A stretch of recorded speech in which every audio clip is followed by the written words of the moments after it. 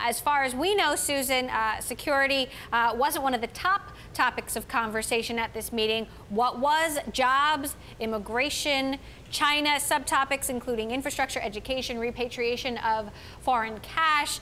The meeting was friendly and productive. What do you make of what we know so far about this dialogue?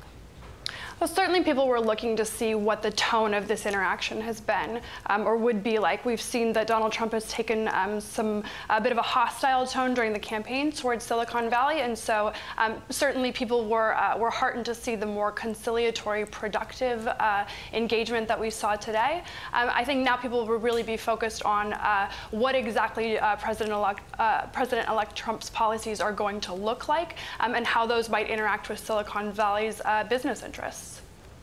So, obviously they're starting out on a friendly note here, but let's talk about the issues where they clash, immigration, encryption, a wide variety of social issues. How do you expect Silicon Valley and Washington to find common ground? Right, so certainly there are areas of commonality. So Donald Trump has expressed a strong anti-regulatory instinct. This is something that comports with Silicon Valley's broad objections to sort of onerous regulations. However, there are issues in which there are very wide divides between the president-elect and sort of Silicon Valley writ large, and those are issues that are going to emerge over the next 12 months. So you mentioned encryption being one of them, the question of lawful access, whether or not law enforcement or the intelligence community can access encrypted communications.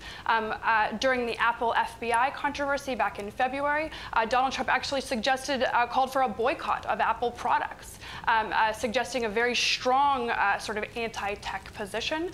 So whether or not he will push more extreme versions of legislation, certainly that's a possibility. There's also areas that are not directly related to technology policy, but as you mentioned, immigration. We keep hearing this term innovation. They talked a lot about innovation. Donald Trump tends to be talking about job creation.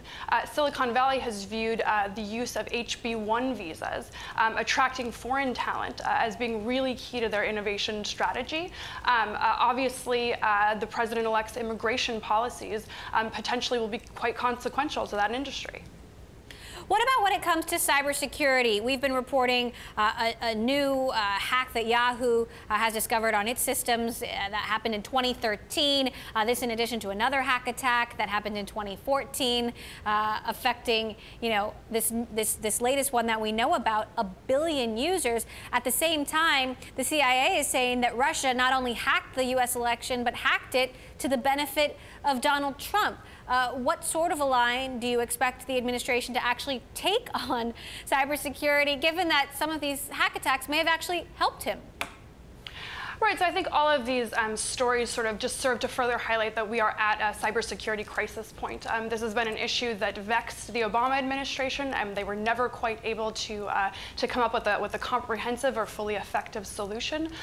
One area in which we would have expected, for example, if Hillary Clinton had ultimately prevailed, to see some progress being made would be in that regulatory space, increasing the FTC's regulatory authority, really to require companies to adopt particular security standards.